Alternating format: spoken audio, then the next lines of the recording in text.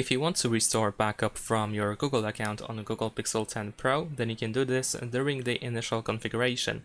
So over here, once you see the sign in page, of course you need to sign into your Google account where you have your backup.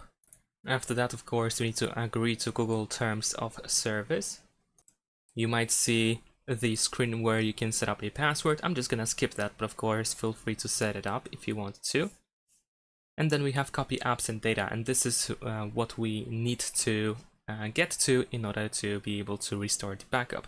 So over here we're gonna press next, and then after a couple of seconds you should be able to find all the backups that you have assigned to your account, and you should be able to choose your backup over here. If you already did the initial configuration but you didn't restore the backup, you can still go to settings.